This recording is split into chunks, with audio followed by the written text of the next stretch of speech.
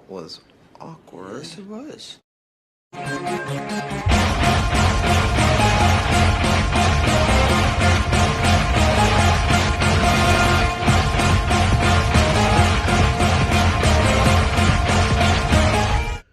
What's good, everybody? This your boy jacking off the Go to Jags YouTube 904 to Bowl City, Duval. We in a fucking building yet again.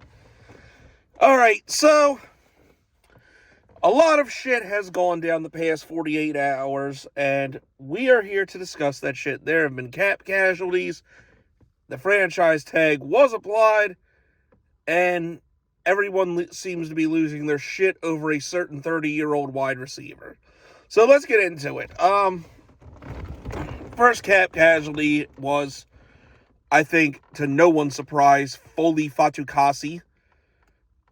Defensive tackle. We signed for the Jets 2 years ago, and there's not much to say about this one. I, like everybody else, I think the majority of everybody hated this signing. It's like, we paid this guy $10 million a season to do what exactly? And his stats kind of reflected it. Now I get it, some people are like, oh, it's not going to show up in the stat sheet. Okay, but when you're a defensive tackle making $10 million a year, you kind of got to produce a little bit. So this guy had about the same impact as Taven Bryan, and that is fucking saying something. So, saves us, almost $4 million. So, yeah, good riddance. Now, these next two are a bit upsetting, but, I understand why they had to be done. First up, Darius Williams. Now, Darius Williams was a cornerback we signed from the Rams. He's turning 30 this year, and he carried a cap hit of almost $11 million. This one was kind of a no-brainer to me. Also, the fact that, I'm sure cornerback, I know some people are fucking saying, oh, this means we're taking a cornerback at 17. Well, I'm going to rebuttal that argument in just a minute. But honestly, I don't think that's the case. But Tyson Campbell's still here. Monteric Brown showed flashes. I don't know if he necessarily starts. I think they are going to add to that room, whether that be draft or free agent. But I like Darius Williams. I don't have a bad thing to say about him. But and he had a very good year last year. Just $11 million on a cap. Well, $10.5 million on a cap hit is pretty damn steep. So, I get why this one had to be done. So, wish the guy the best. Maybe, who knows? Maybe he comes back on a cheap deal or something. But highly doubtful. I think they are going to go younger for that position. But, all the best to him. Then, kind of the big one was Rayshawn Jenkins saving us $5.5 million, and this one was kind of obvious. Not so much that about Rayshawn Jenkins' play. We definitely got his best years after signing him from the Los Angeles Chargers, but the guy carried a $5.5 million cap hit. He's about to turn 30, and his replacement is pretty much already on the team.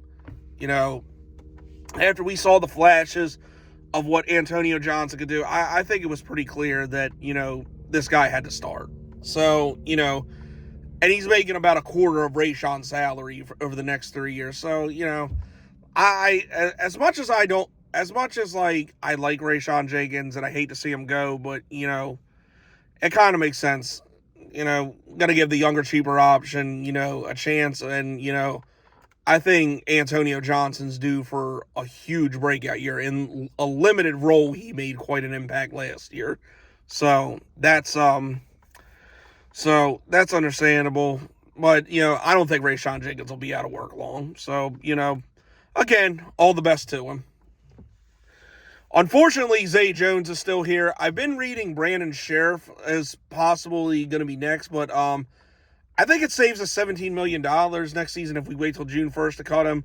And that gives us plenty of time to, find his replacement. So if they find a cheaper replacement or draft somebody, I'd say Brandon Sheriff's as good as gone. So we got that one. And like I said, unfortunately, Zay Jones is still here. It doesn't look like Cam Robinson's going anywhere, which I'm actually pretty happy about. the team is definitely better when he's starting at left tackle. Let's be honest here.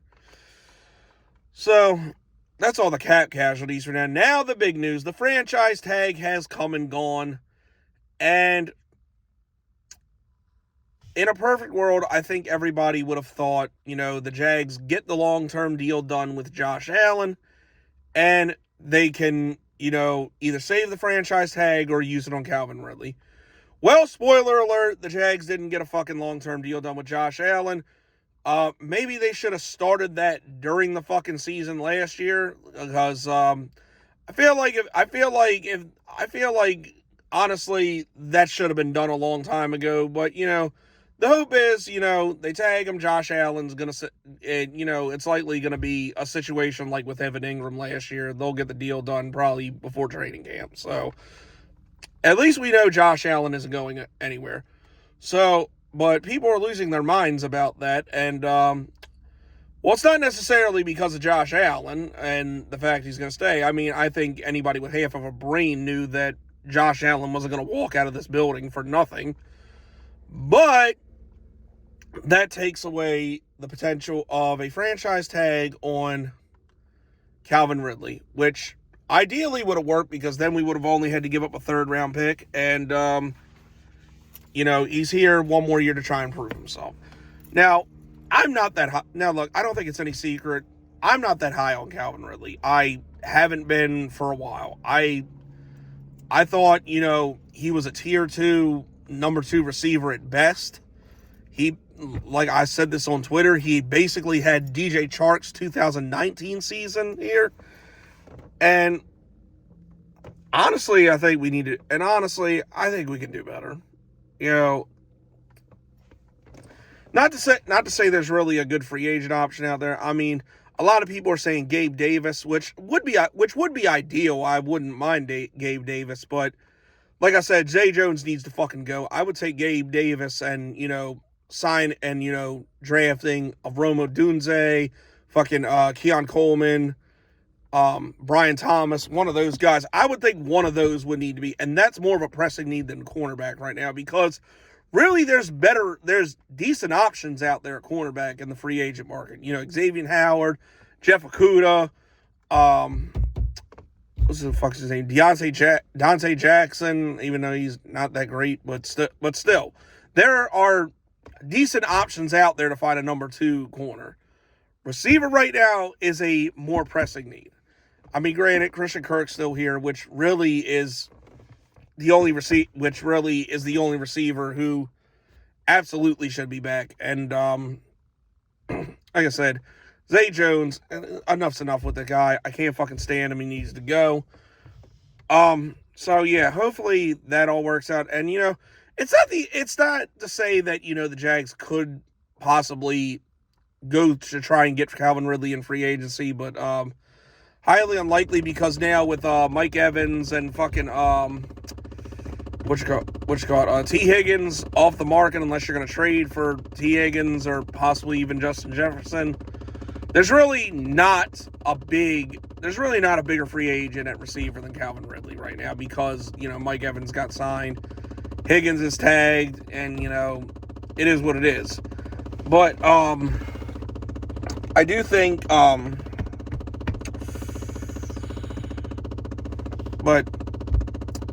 I think someone's going to overpay Calvin Ridley, so, it might be best just to cut the losses. Like, honestly, looking back on it now, I don't think the trade should have happened in the first place. I think we should have tried to fucking get somebody worthwhile that was going to be here for a few years, and it cost us a third-round pick. And that's not to say we won't get a compensatory pick for him either. So, it is what it is. Like, if we end up getting Calvin Ridley back on a cheap deal, then, whatever. But honestly, I don't think it's going to happen. I think somebody like the fucking Jets or possibly even the Chiefs or something like that is going to overpay for him. So, it's best to let him walk. Like, the guy's fucking 30 years old. I think he's had 2 other 1,000-yard seasons after this one. And let's be honest, does he even get close to that with if Christian Kirk or Zay Jones are healthy the whole year? My odds are on no. So like I said, I think, you know, letting, you know, him go, letting Zay Jones go, letting Jamal Agnew's ass go for sure. I think that position now, we have, you know, our top guy who's always going to be reliable, Christian Kirk.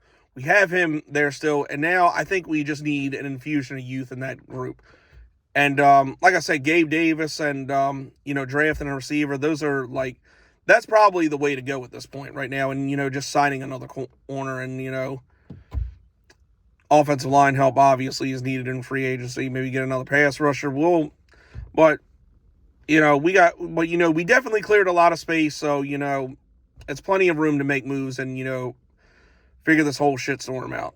And, you know, like I said, I don't get the whole obsession of why people are losing their minds with Calvin Ridley. Now, look, I think we're all in agreement that Trent Baalke is a walking fart at GM. So you can't expect everything to be perfect with this fucking ass clown. So it is what it is. Like, you know, losing Calvin Ridley to me is, if we do end up losing him and we see the price tag of like what somebody paid for him, like, we're going to feel better about it. And it's not the end of the world. You know, it's not like we have complete incompetence at receiver right now. So it'll get fixed. And like I said, I think an infusion of youth is definitely needed in that position group. So I don't think that's cause to, you know, lose your mind over Calvin Ridley. But I don't know. That's how I feel. Let me know how y'all feel. That's it. That's all, people. It's been your boy Jagging Off. Go Jags. Duval till I die. Go.